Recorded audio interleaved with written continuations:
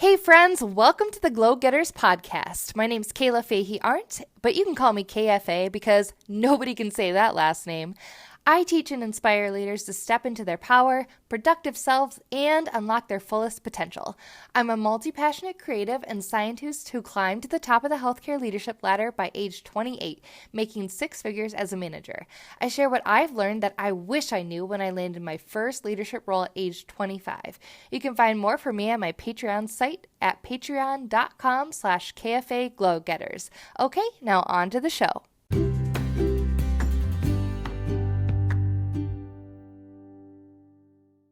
Hey friend, thank you so much for joining me for today's episode of the Glow Getters podcast. Today we're going to be talking about 10 things I'm doing this month to cultivate happiness. But before we dive on in, I just wanted to say thank you so much for listening to this episode. We're already 25 episodes in, and I'm just so happy that the message that I'm sharing resonates with you guys. And I do really appreciate hearing from you on Instagram or just sending me messages, saying what you'd like to hear about, what you really enjoyed about the episode. And so continue to post on your Instagram stories and tag me in it and let me know what nuggets you take away. Also, I've been working on a little side project for this podcast to create a brand new website. So I'm really excited for that to launch. More details to come, but my vision is that I'll have the podcast available through my website, but also that I'll have some more copy, some text, some blog posts that go along with each episode, and a little extra on top of that so you can get some more from me and be able to read as well as listen to the podcast. And all of the resources will be tagged in the website as well, and just a place for me to put all my content down so you can check it out. So I'm really pumped for that, and I'll keep you guys updated on the details as those become available. So let's get started. So 10 things I'm doing this month to cultivate happiness. So the reason why I wanted to record this episode is because January just flew by. Like when this launches, it'll be January 27th, 2020. And I can't believe I'm even saying that because that means that literally a month has gone by already and the year is like a 12th over.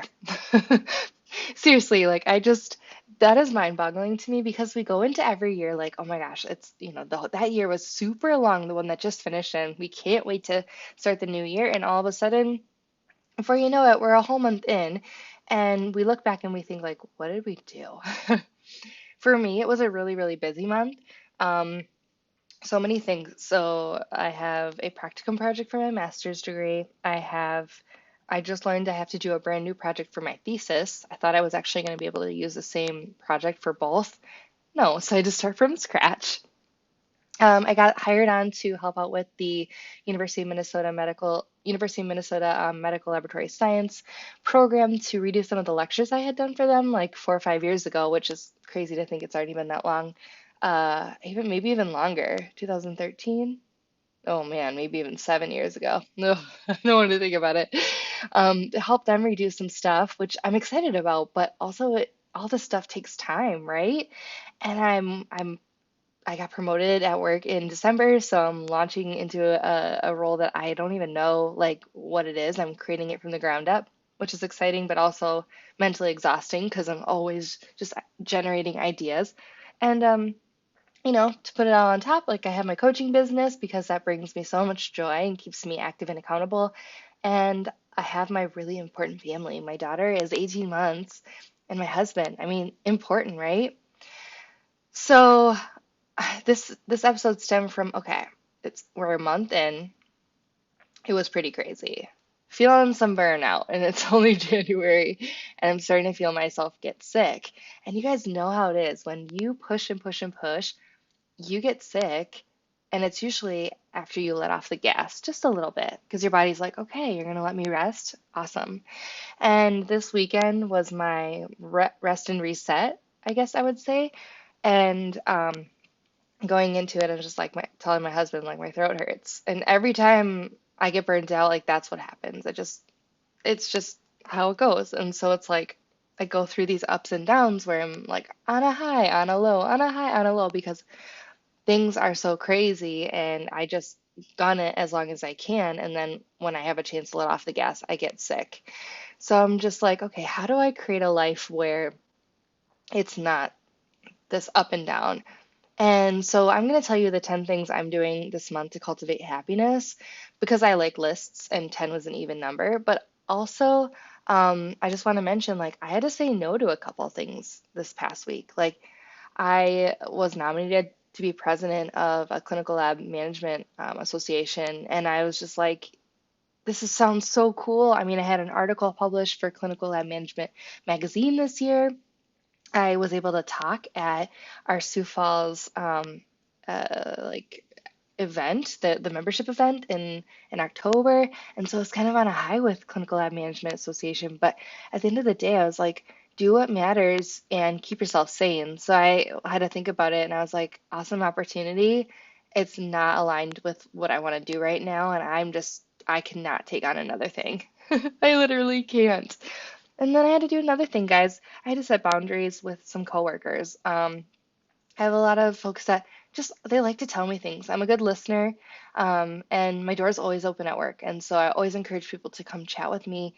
But there's just some topics that are going on right now with, just changes going on in the organization, and um, there's some heavy subjects, and it's all good. It's just very in-depth conversations, and I had to tell a very respected peer of mine who I work with every day, and I just said, I love you, but I literally don't have the mental energy to hear you out right now. Like, let's schedule time for coffee. I'm up against a massive deadline today. Like, I can't talk with anybody. I need to like get this done. And so, I mean, for my own learning too, it's like maybe I should have been in a different space, like with my door shut if I didn't want interruptions, right? But also just knowing that person that, we care enough about each other that I can honestly just say, I'm at max capacity. I can't take in any more stimulus right now because I have to pump out for a deadline. And that was cool. So just being honest with the people around you helps a lot. All right, so just wanted to tell you where I'm at and how it's been a busy January um and how I got to this topic. So I've been reading the book The Slight Edge, and you guys might have seen me post about it on Instagram stories because I'm loving it. And at the end of each chapter, Jeff Olson wrote the book. At the end of each chapter, he lists essential points from each chapter and does an amazing job summarizing. And so I love sharing those pages with you guys. Um, but he has a chapter on happiness. And this is something that's always intrigued me because growing up, um, people always say to me, like, you're always happy. Like you're always happy. How is that? And I couldn't explain it. I would just say like I'm a happy person. Like I have a happy demeanor. I probably came out of the womb smiling. Like I don't know, like this is just how I am. And I think everybody operates at a different level and has kind of their baseline. Um, and for me, I think a lot of it is like uh I don't really get stuck in analysis paralysis, or I have been there before as an adult, but like just growing up naturally, I was never an overthinker. I was a very social person, and I still am, and I very expressive, love creative writing, music, art, all of that stuff, but I also love like the nitty-gritty science. Molecular biology was like my favorite thing. Like so just so many outlets for expression, and um he has a chapter in this book about the Slight Edge book called The Secrets of Happiness. And it was amazing because it talked about how a lot of people will say, like, when I'm successful, I will be happy. Or when this happens, I will be happy.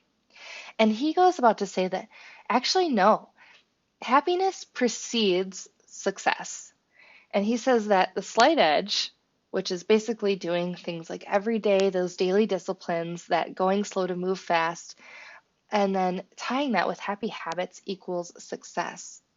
So there, I guess, have been studies showing that more happiness equals more health, better performance just in life, work, mentally, more social involvement, better marriages, better finances, more career success, and longer lives. Happy people live longer. So so for me, I've seen this manifest in my world where like I just have these happy thoughts, and I've always just believed that I can do whatever I can, and I've been able to achieve a lot that way. Sure, I've had hardships, I've had setbacks, right? Like bad things happened to me this year in 2019, but I've overcome that. So I'm a normal person in that way. But I will say, like, my positive outlook on life, I think, has gotten me where I am today because I really just set forward thinking that I can do this. And so there are habits that successful people have that also they're happy habits. So I want to share the 10 that I am going to do this month to keep myself happy and in a good positive mental state with all of the things that I have going on to keep me most grounded and me most happy. And some of these things are the things listed in the book. And then he also said in the book that there might be things you do that just naturally pump you up and make you happy. So add those to your list too. So, number one, make time for friends. So, mom life, business, busy businesswoman life, oftentimes, like, if I don't make time for friends on my calendar, it doesn't happen.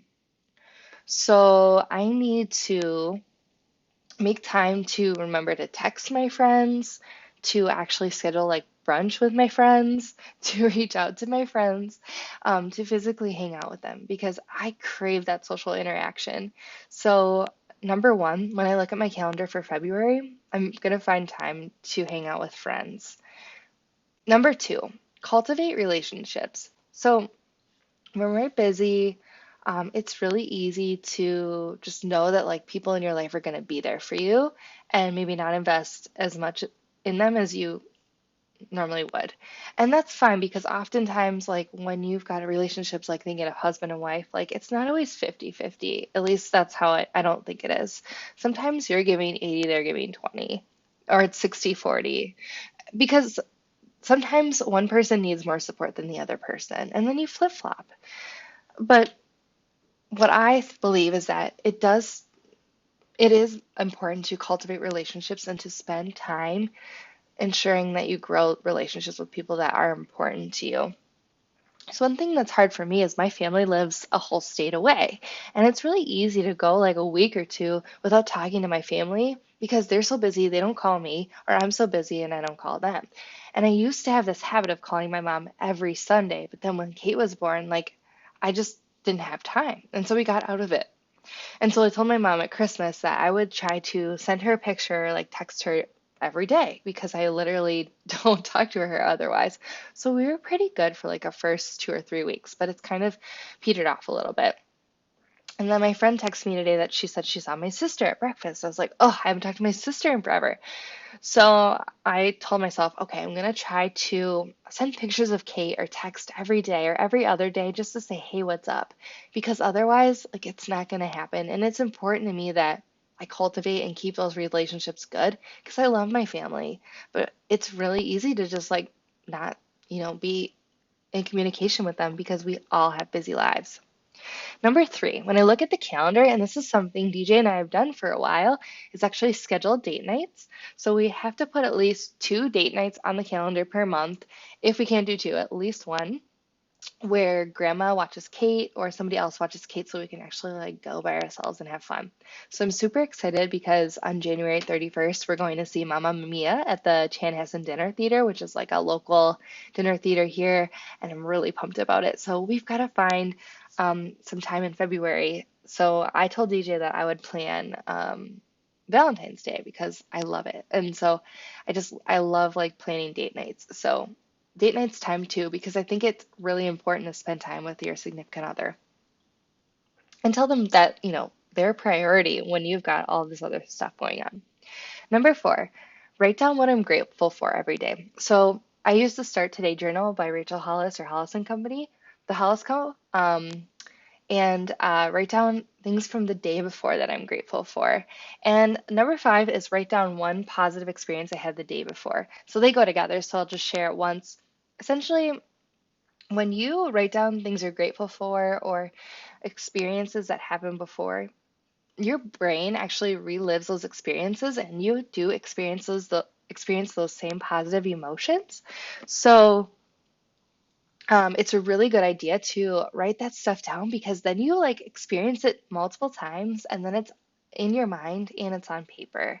And that can just change your whole mood for the day. I know there's been times where I'm just like pissed off or upset, and then I write down my what I'm grateful for, and I have gratitude, and my whole day is flipped, and I'm like, yeah, actually my life's good. I'm good, right? So write down what you're grateful for every day. I write three things down, three to five things, and then one positive experience I had the day before. All right, number six is read 10 pages of a good book per day. So I learned this from reading The Slight Edge, and he talks about, the compound effect. And what if you read 10 pages of a personal development or a happiness book every single day? Like, you could read a ton of books by the end of the year. And I used to always say this, like, oh, I never have time to read because I'm always reading textbooks. But that's just an excuse. So I've been trying to read 10 pages a day or at least one chapter of The Slight Edge every day, and now I'm halfway through. Like, it's easy and I feel really accomplished, and so I do it. I get up in the morning, I make my pre-workout drink, I do my gratitude, and then as I'm finishing my drink, I read 10 pages of the book, and it's really quick. And I find most of those chapters are like 12 pages long, so he like pushes you to go the slight edge farther, which is, I think, is funny. It kind of like makes me think like, yeah, he kind of did that on purpose. All right, number seven is random acts of kindness. So I don't know what your guys' love languages are, but one of mine, I think it really is like giving gifts. I love giving gifts and giving compliments and making people feel good. But honestly, like it's been so hard for me to like send people packages. Like it's an excuse, but like I just haven't made it to the post office. But I love doing things for February, so I'm gonna try to send my galentines to my friends, even if it's just a card, just to say like I'm thinking of you and I love you. Something free that you can do, guys, which is I love doing this, is just say good morning and smile at people when you get to work. Like you don't even have to know them. I work in a hospital. I just say hi and smile at patients all day. And you know what? People appreciate it so much because you don't know what's going through their lives. You can maybe brighten someone's day.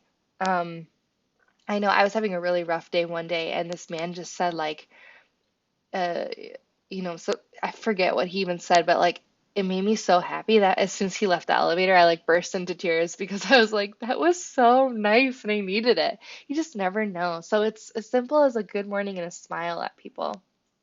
Number eight, keep up on my exercise and nutrition routine. So I never have a hard time doing my exercise routine because it's just like such a habit now. But nutrition, it's really easy for me to slide off because like I'll be like, oh, I can eat like a whole box of Oreos. It's cool. Like I'll work that off tomorrow. And while it's cool to have Oreos, like probably not a whole thing of them. And the reason I'll say this is not just because it's not good for you, but also because I don't feel good after I eat a whole box of Oreos. I don't know about you guys, but I feel much better when I feel my body. And so making sure I like have like veggies, fruits, carbs, um, healthy fats, like all of it, making sure I take my lunch every day, that's gonna keep me super healthy and not hit that 2 o'clock stupid at work. Number nine is time block me time. And I'm thinking this is going to be on Saturdays because Sunday is family time for us. So, um, whether this is a massage, because I need one real bad, or if it's just like me chilling, like in peace and quiet, or I'm going for a walk, or I'm just going to mindlessly walk around a store, like as much as I am like an upbeat, positive, outgoing person, like I still need quiet or like introverted time to myself where I can just like have my own thoughts. So I know how important that is, and I didn't get a ton of it last week. So I'm definitely going to be time blocking me time and probably on Saturdays. And then number 10, lastly, I'm going to be checking in with myself daily. So some people might call this meditating, but I call it like getting quiet, turning within. So last week was really busy for me and I was feeling really anxious and I was like, oh my God, this is crazy. Like I don't ever feel like this. But I've been feeling like it more and more lately and it's because of the enormous pressure I have on me at work. And so, but when I check in with myself and say, what do I know for sure? What's real life? I'm like, oh, I'm actually fine. Like I'm good. Like Just breathe and you'll be fine. Pause for 2 minutes and chill and get quiet. And this is also something I do with myself in the morning or right before I go to bed so I can just let it all go. All right, guys. So just remember success comes from happy habits. You don't become happy once you find success. Happiness precedes success. So more happiness means more health, better performance in life, better marriage, better social situation, better finances, better career success, longer lives. Like I'm gonna be living till 106. Like I'm gonna have my OG hips, as I like to say with my girlfriends when we're working out. So just remember, slight edge plus happy habits equals success. So I encourage you guys to think about like maybe it's like 5 things. Like what are the things you're gonna do every day or for this month to that are happy habits that are going to help you be successful in your life and that are going to fuel you and give you what you need to be your best happy self. All right. Let me know on Instagram what your happiness habits are. Tag me in that because I'm excited to hear from everybody. Thank you so much and have a wonderful day. Until next time, be a light in the world, guys. Bye. If you guys enjoyed this episode and are wanting to write out your 10 happy habits for this month, I created a free template that you can check out. It's in the link in my bio on Instagram. So at Kayla Fahey-Ahrndt, check out the link in my bio and you'll be directed to download the free template. Make sure you tag me when you share a screenshot on Instagram. All right, talk to you soon.